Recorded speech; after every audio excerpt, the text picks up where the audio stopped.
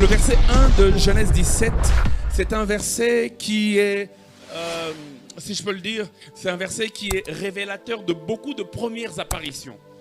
Beaucoup de premières apparitions dans Genèse 17, 1. Un verset riche.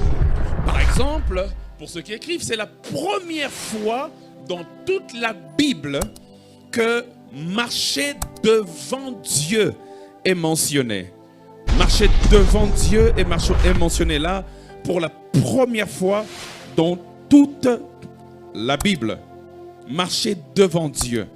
Vous allez vous rendre compte, et pour ceux qui notent, j'espère que nous le notons tous, qu'il y a 4 dimensions de la marche avec Dieu. Lorsqu'on parle de marcher, lorsque le verbe marcher est lié avec Dieu, il est utilisé dans la Bible dans 4 dimensions.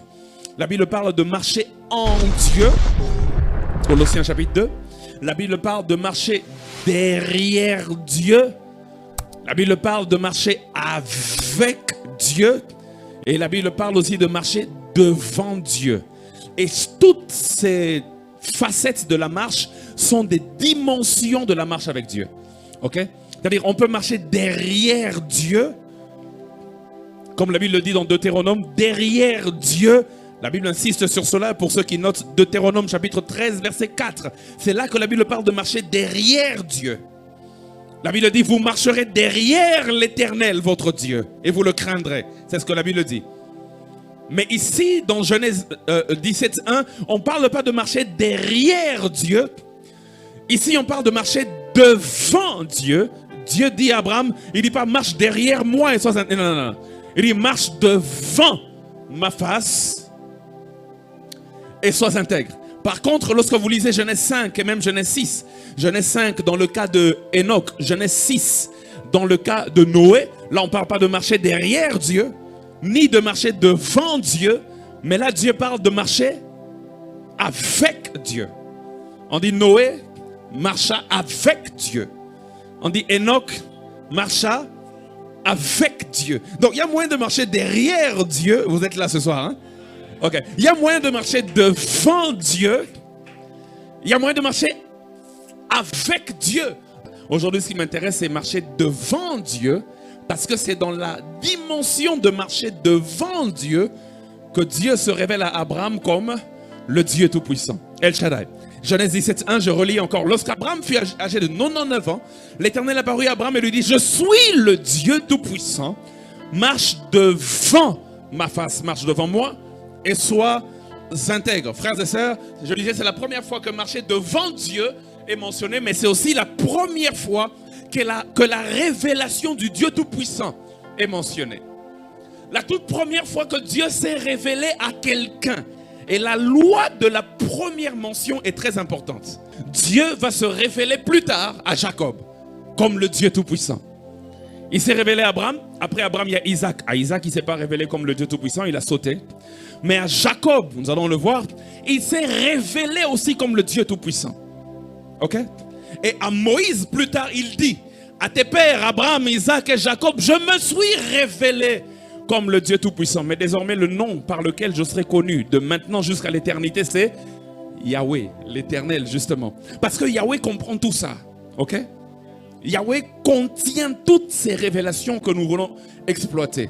Mais comme il est tellement grand pour qu'on le comprenne dans sa totalité, on prend une section. Et la section de ce soir, le Dieu Tout-Puissant. Ok. Alors, c'est dans la vie d'Abraham que cette révélation a commencé. Mais ce qui m'a beaucoup intéressé, c'est que ce n'est pas la première fois que Dieu se révèle à Abraham. Ce n'est pas la première fois, je dirais, que Dieu se présente à Abraham. Dans Genèse 12, quand Dieu parle à Abraham, il dit, quitte la maison de ton père, va-t'en vers le pays que je te montrerai. Malgré tout ça, il ne s'était pas présenté à Abraham. Je veux dire, il lui a donné un ordre, mais il ne lui avait pas dit dans Genèse 12 qui il était. On peut lire si vous voulez. Dans Genèse 12, 1, la Bible déclare, l'Éternel apparut à Abraham et lui dit, va-t'en de la maison de ton père vers le pays que je te montrerai. Je ferai de toi, je ferai de toi. Il parle de ce qu'il fera. Il parle de l'ordre qu'il donne à Abraham pour qu'il quitte et qu'il aille quelque part. Mais il ne dit pas, celui qui t'envoie, c'est qui?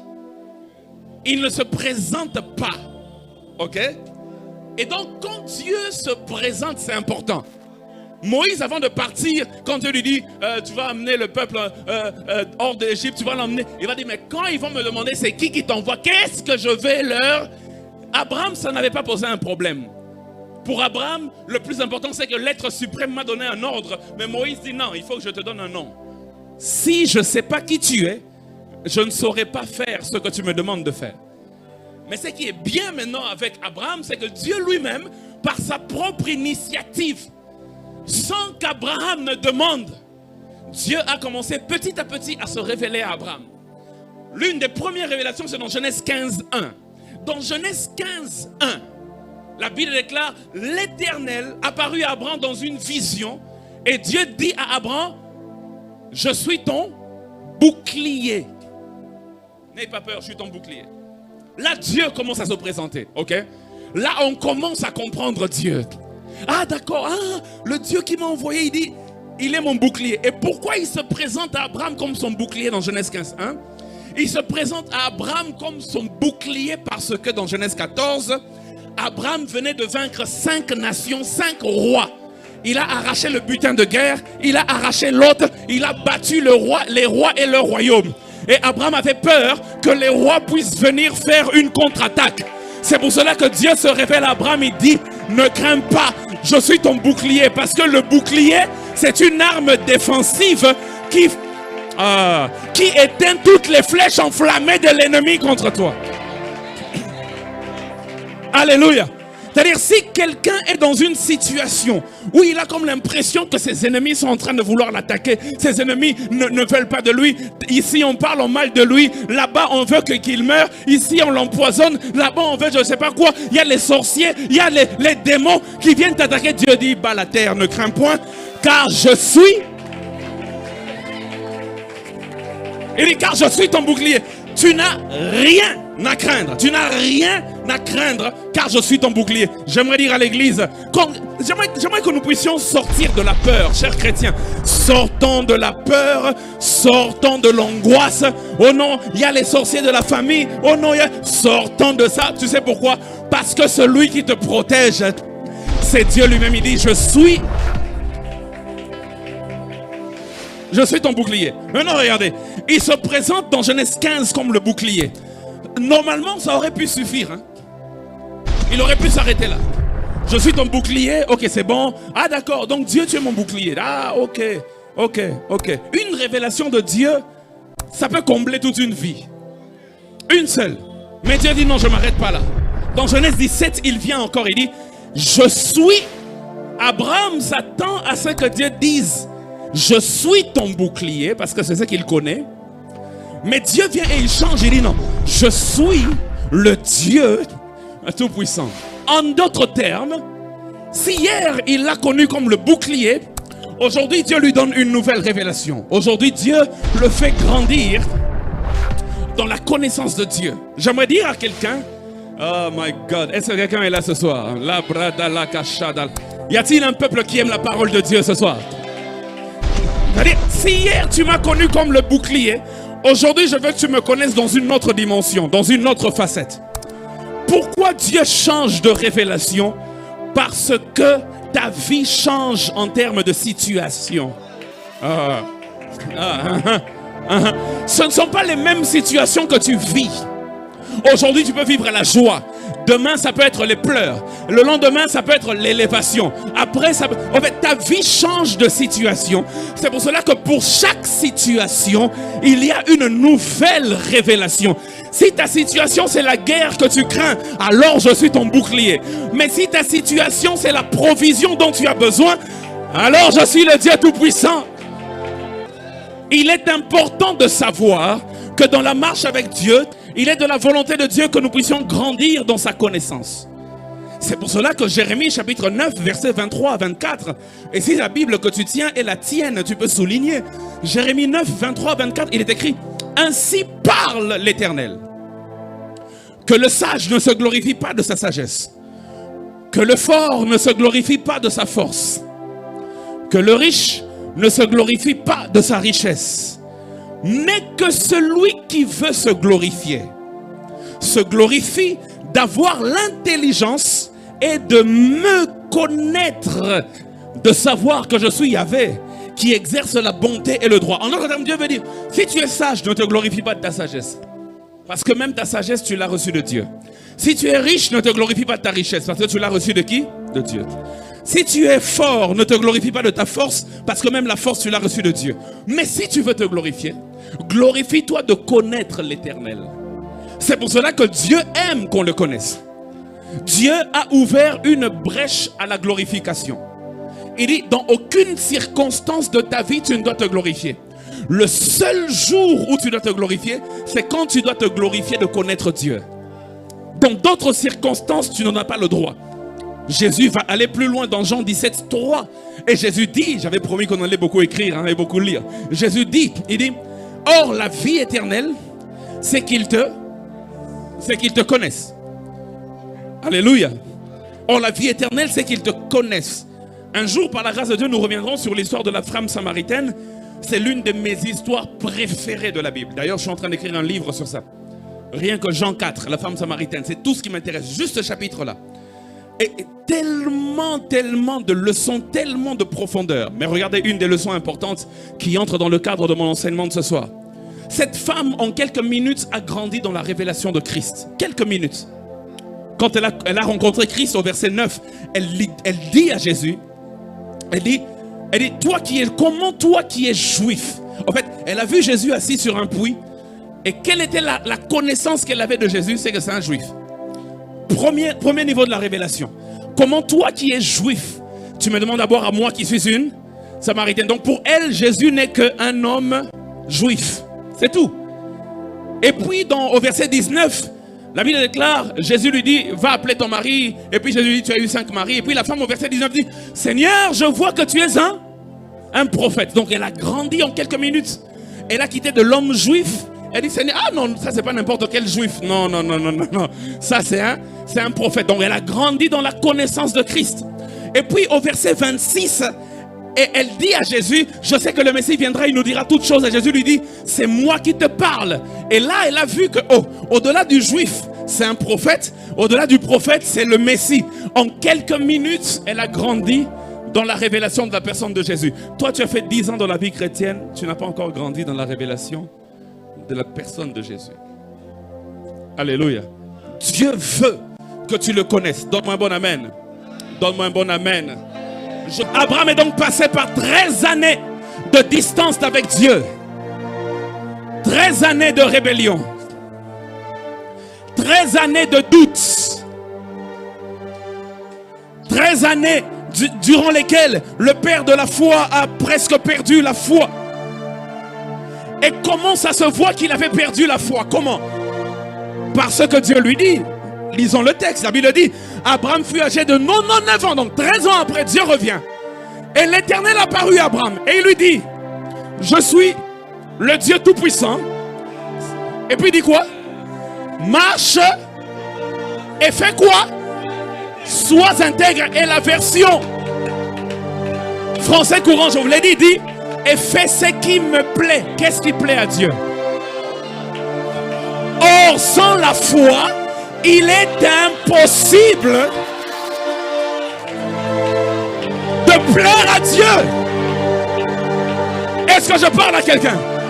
La Bible dit, sans la foi, il est impossible d'être agréable à Dieu. En d'autres termes, de plaire à Dieu. Et si Dieu dit à Abraham, fais ce qui me plaît, donc Abraham avait perdu quoi? La foi. La foi. Abraham avait donc perdu sa foi. Et quel est le signe qui montrait qu'il avait perdu la foi? C'est quand il a commencé à utiliser ses propres méthodes pour aider Dieu. Dieu dit non, je ne m'associe pas à toi. Maintenant Dieu vient lui dire, je suis le Dieu tout-puissant. Et tout-puissant veut aussi dire tout suffisant. En d'autres termes, je suis celui qui n'a pas besoin d'être aidé pour accomplir ce que lui-même avait dit qu'il allait accomplir. Il dit, je suis tout-puissant. Ok? Je contrôle toutes choses. Il dit, moi j'ai créé le corps humain. J'ai créé le corps humain. Je connais les cellules du corps. Je connais le cycle menstruel d'une femme. Maintenant, moi là, qui ai créé le corps, je viens te dire, tu auras un enfant. Pourquoi tu t'agites? Je suis le Dieu Je suis plus intelligent que ton gynécologue. Je suis plus intelligent que ton docteur.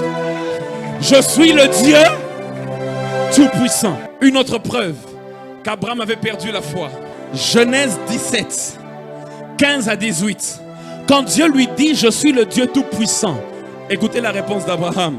Dieu dit à Abraham, tu vois Sarah, elle va te donner un enfant. Abraham a rigolé. La Bible dit au verset 17, je pense. La Bible dit, Abraham tomba sur sa face et il rit. C'est-à-dire, nous avons besoin que non, ça la bouée. Abandonné au Sekanzambe. À ce qui m'habite, t'as pas de jour. Si y a un quinoa, t'as perdu. C'est-à-dire, n'a bossana mambona que Sarah aura un enfant. N'a 99 ans. Et Sarah avait 10 ans de moins qu'Abraham. Donc 89 ans. La Bible dit il a ri. Ça veut dire qu'il a douté. Parce que dans les mêmes circonstances, dans Genèse 18, lorsque l'ange ou Dieu dit à Abraham, appelle ta femme, elle est où? Oh, elle est dans la maison en train de préparer, appelle-la. Et puis il dit, l'année prochaine à la même époque tu auras un enfant. La Bible dit Sarah rit. Donc elle a fait la même chose qu'Abraham. Et qu'est-ce que Dieu a dit? Pourquoi Sarah a-t-elle douté? Donc rire d'une promesse de Dieu, Dieu appelle ça douter. Abraham a ri, donc il a douté. Qui dit il a douté, c'est-à-dire il n'a pas cru. Qui dit il n'a pas cru, c'est-à-dire il avait perdu la foi. Frères et sœurs, généralement la foi faiblit à cause des circonstances autour. Et cela est déjà arrivé à plusieurs. C'est généralement lorsqu'on est au bout de ses espoirs que la foi faiblit. Mais j'aimerais dire à quelqu'un, c'est un piège que d'abandonner la foi, que de ne plus croire. C'est un piège. Satan dans ta vie. Oh, il a attaqué mes enfants. Oh, ces derniers temps, il a attaqué ma santé. Oh, ces derniers temps, il a attaqué mes affaires. Vous pensez que Satan a besoin de votre argent? Il s'en fout. Satan va faire quoi avec ton argent? Derrière le malheur qui t'arrive, le combat, c'est le combat de la foi. C'est pas le combat de la santé. C'est pas le combat de l'argent. C'est pas le combat de la gloire. C'est la foi. Il vise ta foi. C'est pour cela qu'il t'emmène tous les troubles. C'est pour cela qu'il t'emmène tous les... Il vise ta foi. Mais j'aimerais dire à quelqu'un, c'est une erreur que de perdre sa foi. Il y a quelqu'un ce soir dont la foi a commencé à faiblir. Je suis venu par la grâce de Dieu t'aider à relever cette foi. C'est une erreur de perdre sa foi parce que la Bible déclare dans Ephésiens 1, 19 à 20. La Bible dit ceci, la Bible dit, et quelle est envers nous qui croyons l'infinie grandeur de sa puissance, se manifestant avec efficacité par la vertu de sa force. Et quelle est envers nous qui croyons. J'aime la version qui dit, et quelle est envers nous qui à chaque fois que nous croyons, my God, my God. Quelqu'un a-t-il compris ça? Frères et sœurs, à chaque fois que tu crois, Dieu déploie quoi? Pas sa puissance. Il déploie quoi? L'infinie grandeur de sa puissance. Maintenant, je te pose la question. Est-ce que tu crois tous les jours pour les mêmes choses? Non. Il arrive que tu croies en la résurrection. Selon les humains, ça c'est une grande foi.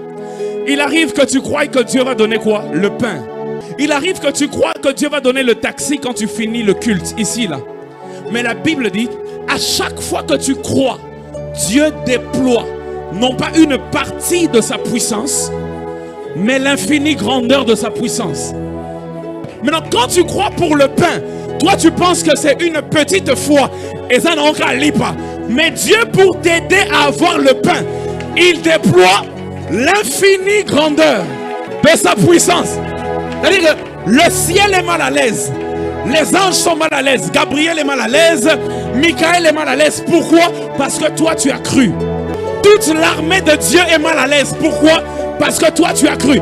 Il dit, cette puissance-là, c'est la même puissance qu'il avait déployée pour ressusciter Jésus d'entre les morts. Pour ressusciter Jésus, on a besoin d'une grande puissance. Je comprends. Mais pour mon mariage, tu déploies la même dose de puissance que tu as déployée. J'aimerais dire à quelqu'un, ne perds jamais la foi. Parce que la foi libère l'infinie grandeur de la puissance de Dieu. J'aimerais dire à une maman, Quand tu crois en la conversion de ton enfant là, Dieu libère l'infinie grandeur de sa puissance. À chaque fois que tu crois, même quand tu crois que Dieu peut te déplacer d'ici vers là-bas, il dit pour lui j'envoie l'infinie grandeur, pour elle j'envoie la... Pour lui là j'envoie... J'aimerais dire à quelqu'un, quand Dieu se révèle comme le Dieu tout-puissant, il veut te dire en d'autres termes qu'il est conscient que ton cas est devenu extrême. Parce que Dieu tout-puissant veut dire littéralement Dieu tout-suffisant. C'est-à-dire, il se suffit à tout pour être ce que tu veux qu'il soit par rapport à ta situation et pour t'apporter la solution que tu attends. C'est ça. C'est-à-dire, il est tout suffisant. Il a tout ce dont tu as besoin. Quiconque veut aider Dieu montre par là qu'il ne croit pas en sa toute puissance. Quiconque croit en Dieu, je l'ai dit tout à l'heure, croit aussi en ses méthodes. 2 ou 3 dernières vérités. On va faire une comparaison. Les 2 premiers chapitres de la Bible, là où Dieu s'est révélé comme le Dieu tout-puissant. La première fois, je vous l'ai dit, c'est dans Genèse 17 avec Abraham. La deuxième fois, je vous l'ai dit que c'était avec Jacob, parce qu'il avait sauté Isaac. Et à Jacob, dans Genèse 35, verset 11, la Bible dit, Dieu lui dit, je suis le Dieu tout-puissant. Sois fécond et multiplie. Une nation et une multitude de nations naîtront de toi et des rois sortiront de toi. En d'autres termes, dans Genèse 17, Dieu se révèle comme le Dieu tout-puissant. Dans Genèse 35, Dieu se révèle aussi comme le Dieu tout-puissant. Alors voici le dernier exercice qu'on va faire. On va prendre Genèse 17, on met là. Genèse 35, on met là. On essaye d'étudier les similarités et les différences pour arriver à tirer des leçons. Première chose, relisons Genèse 17, versets 2 et 3. La Bible dit, quand il se révèle comme le Dieu tout-puissant, au verset 1, au verset 2 et 3, il dit ceci. J'établirai mon alliance entre moi et toi. Il dit, je te multiplierai à l'infini. Alors Genèse 35, 11, la Bible dit, je suis le Dieu tout-puissant. Sois fécond et multiplie. Pourquoi? Parce qu'une multitude de nations naîtront de toi. À chaque fois que le Dieu Tout-Puissant se révèle à toi, il t'apporte comme première chose la multiplication.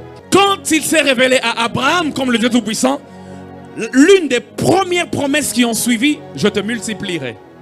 Quand il s'est révélé à Jacob comme le Dieu Tout-Puissant, la phrase qui suit, c'est la multiplication. J'aimerais dire à quelqu'un, quand le Dieu Tout-Puissant se révèle à toi, sache qu'il est sur le point de te multiplier. Et parce que ce soir, il m'a envoyé apporter la révélation du Dieu Tout-Puissant, j'aimerais annoncer une bonne nouvelle à mon frère et à ma soeur, qu'il y a une multiplication du ciel qui va te visiter bientôt. En cette fin d'année, et même en 2023, je prophétise la multiplication de Dieu. Et si tu le crois, tu me donnes un bon amen et tu le saisis. Je vois une multiplication financière dans ta vie. Je vois une multiplication de ta renommée dans cette ville. Je suis en train de voir Dieu te multiplier. Ce n'est pas l'addition, c'est la multiplication. Lorsque Rachel a demandé, elle a dit, ajoute-moi un autre enfant. Lorsqu'elle a eu Joseph, elle a dit que l'Éternel ajoute, que l'Éternel additionne, que l'Éternel fasse plus 1. Mais quand le Dieu Tout-Puissant vient, ce n'est pas plus 1. Il multiplie à l'infini. Il ne multiplie pas par 0. Non, non, non. Il ne multiplie pas par 1. Parce que ça ne sert à rien de multiplier par 1. On garde le même chiffre. Il multiplie à l'infini. Je promets et je prophétise. En cette fin d'année et en l'année qui est en train d'arriver, il y a quelqu'un qui va vivre la multiplication divine. Je ne parle pas d'addition, je parle de multiplication. Tu vas témoigner ici, tu diras au pasteur, le Dieu Tout-Puissant s'est révélé à moi. Mes finances ont été multipliées. Mes possessions ont été multipliées. Mes maisons ont été multipliées. Mon église a été multipliée. Mes enfants ont été multipliés. Dieu va multiplier quelqu'un. J'aimerais dire à quelqu'un, si tu veux savoir que la multiplication est en train d'arriver dans ta vie, regarde à la persécution. La persécution annonce la multiplication. À chaque fois que tu es persécuté, c'est que le Dieu Tout-Puissant est sur le point d'entrer dans ton affaire pour te multiplier. La Bible déclare, Exode chapitre 1 verset 12, mais plus on l'accablait, plus on le persécutait, plus il multipliait et plus il s'accroissait. J'aimerais dire à quelqu'un, si tu passes par l'accablement, la persécution, c'est que ta multiplication est sur le point d'arriver. Une persécution est venue sur l'église. Mais j'aime le chapitre qui vient après. Les chrétiens sont déplacés vers Antioche. Un grand réveil a commencé à Antioche. Ils sont déplacés vers là-bas. À chaque fois qu'il y a persécution, c'est qu'il y a besoin d'expansion. C'est-à-dire que la première fois Les 2 premières fois que Dieu se révèle comme le Dieu Tout-Puissant, il dit, je te multiplierai. J'aime la multiplication de Dieu. Moi j'aime la multiplication de Dieu. Multiplier veut dire je t'élargirai. C'est pour cela que dans Ésaïe 54, verset 1, il dit ceci. Réjouis-toi, toi stérile, toi qui n'enfantais plus. Élargis l'espace de ta tente, car les enfants de la délaissée seront plus nombreux que les enfants de celle qui était mariée. En fait, Dieu est en train de dire, je te multiplierai, tu auras beaucoup d'enfants. C'est pourquoi je dis quoi? Élargis pour contenir tous les enfants que je te donnerai. Ça peut être des enfants physiques, ça peut être des bénédictions de Dieu qui arrivent. Parce qu'une grossesse, c'est une forme de bénédiction aussi. Peu importe ce que tu attends de Dieu, le Dieu Tout-Puissant dit, je te multiplierai. Maman, c'est même pour vos enfants. Dieu dit, je te multiplierai. C'est-à-dire que même tes enfants vivront cette multiplication. Ils ne vont pas se rendre compte que dans leur vie, il y a une faveur qui les suit. Parce qu'une promesse a été faite à maman et Dieu a dit, je te multiplierai. Je te multiplierai.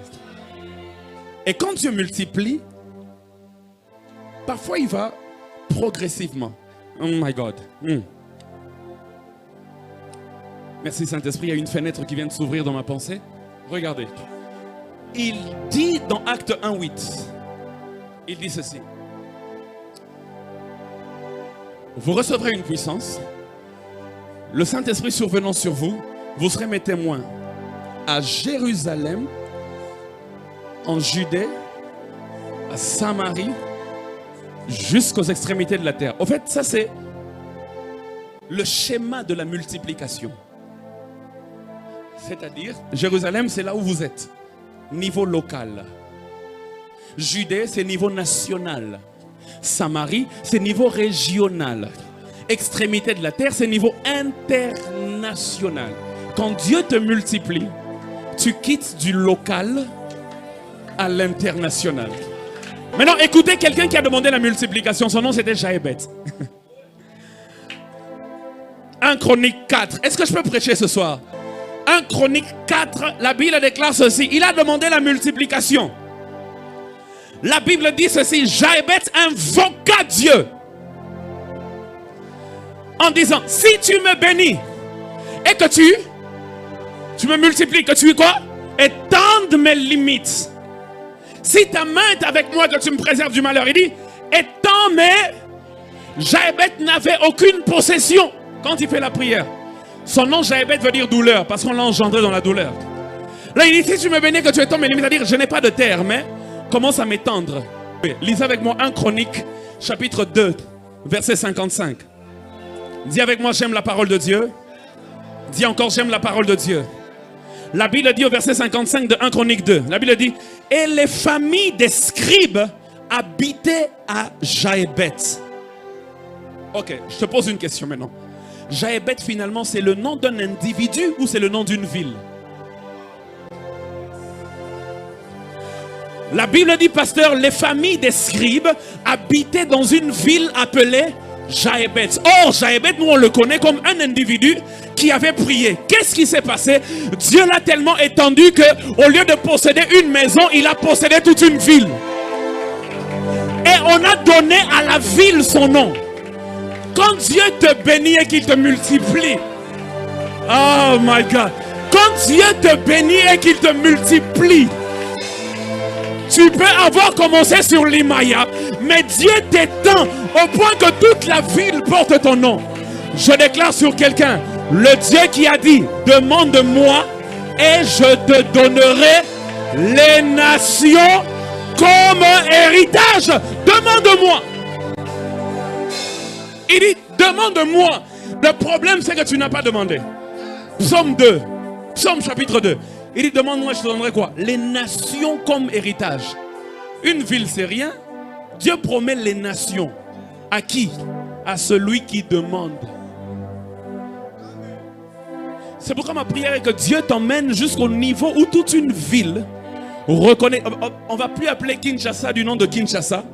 Mais les étrangers vont dire, ah, la ville où habite le prophète Bukassa. C'est-à-dire que Dieu a étendu tes limites. Je connais quelqu'un dont Dieu a étendu les limites dans une ville en Israël et la ville s'appelait Rama. Cet homme s'appelle Samuel. Au point que tout celui qui arrivait à Rama commençait à prophétiser. Parce que l'onction de Samuel avait couvert toute la ville. Je prie que Dieu emmène un ministre de Dieu dans une couverture territoriale au nom de Jésus. Que Dieu te multiplie. Que Dieu te multiplie. Que Dieu étende tes limites. Tu sais pourquoi? Parce qu'il est le Dieu Tout-Puissant. La deuxième des choses. La deuxième des choses. La bradalila chitek. Genèse 17, Genèse 35. On a tiré la première vérité, la multiplication. Deuxième vérité. Deuxième vérité. La Bible dit ceci. Genèse 17, 5. Là, Dieu vient de se présenter à Abraham et lui dit, je suis le Dieu. Regardez ce qu'il lui dit au verset 5. Il dit, on ne t'appellera plus Abraham, mais ton nom sera Abraham. Donc quand Dieu s'est présenté comme le Dieu Tout-Puissant, c'est ce jour-là qu'il a changé l'identité d'Abraham. Maintenant, est-ce que c'est un cas isolé? Allons-y dans Genèse 35. Parce que là aussi, il s'est présenté comme le Dieu Tout-Puissant. Verset 10, la Bible dit, Dieu lui dit, ton nom est Jacob, tu ne seras plus appelé Jacob, mais ton nom sera... Quand le Dieu Tout-Puissant se révèle à toi, il change ton identité. Il change ton identité. Je dis, il change ton identité. Quel est le nom par lequel on t'appelle? Quand le Dieu Tout-Puissant se révèle à toi, il change ton identité spirituelle. De Jacob à Israël, c'est l'image de la conversion.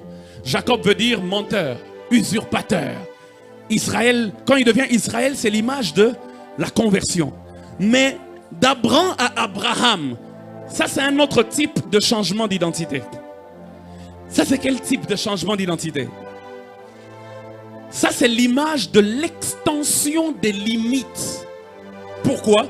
Parce que Abraham veut dire père élevé.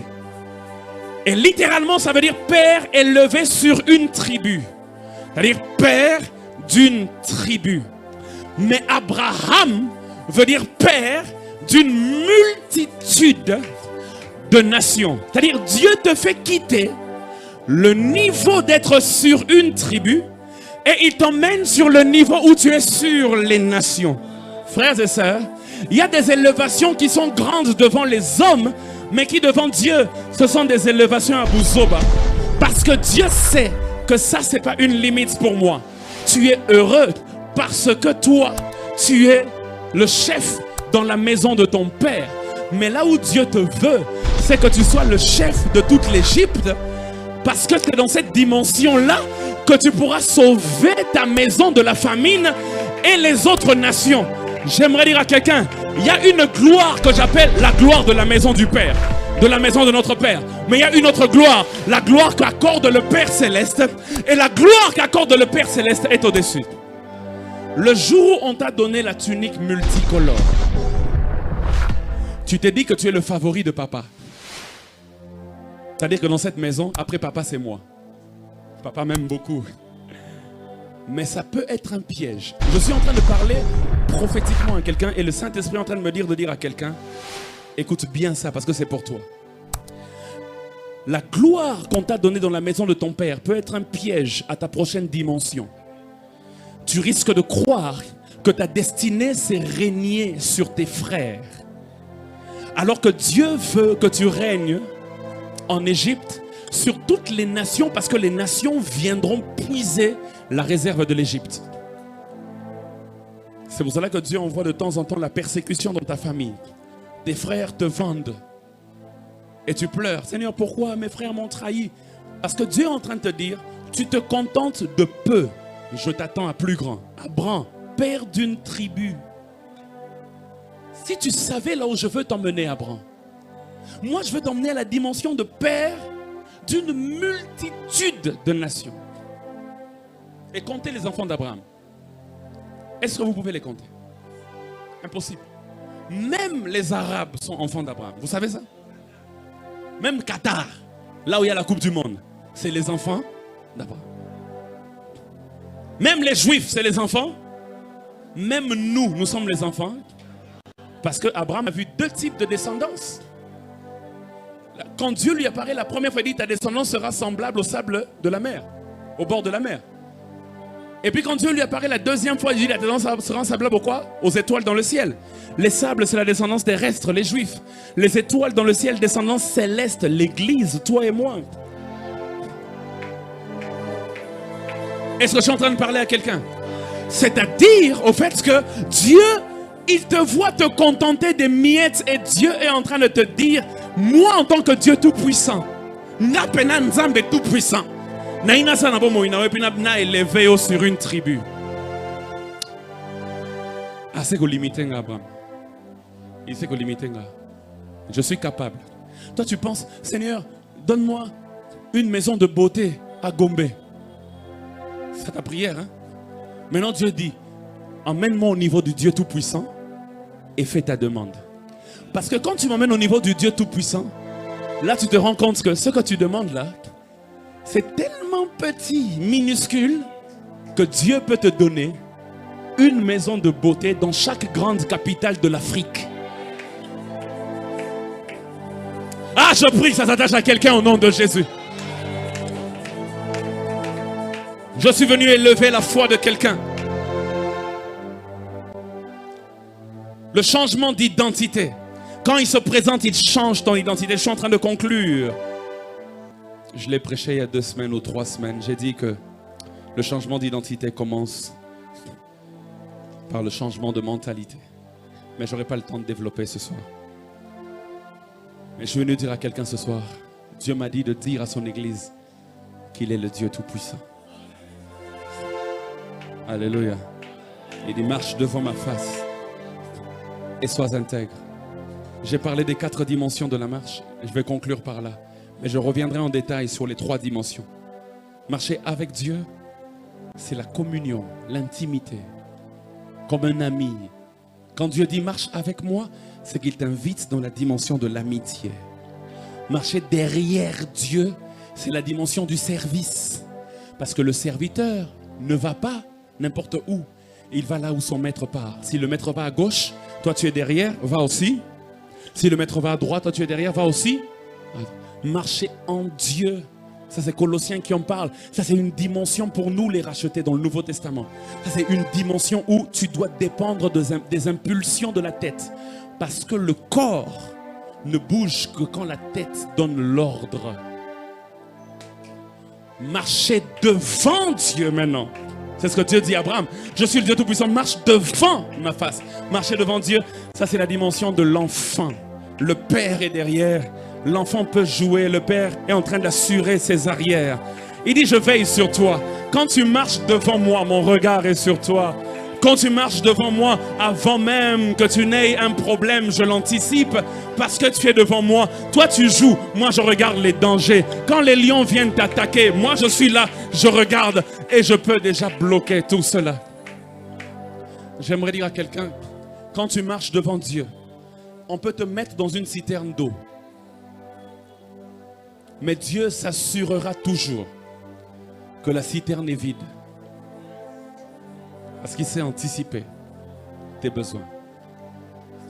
Parce que si la citerne est remplie, tu vas mourir. Dieu peut laisser l'arme à Satan, mais il enlève les balles. Il lui a laissé la citerne, il a enlevé l'eau. Quand tu regardes Satan, tu vois quelqu'un, le roi commando, Natala Mundu qui ozobanga. Mais ça va dire bêta. Et l'eau marche devant moi et tu n'as rien à craindre.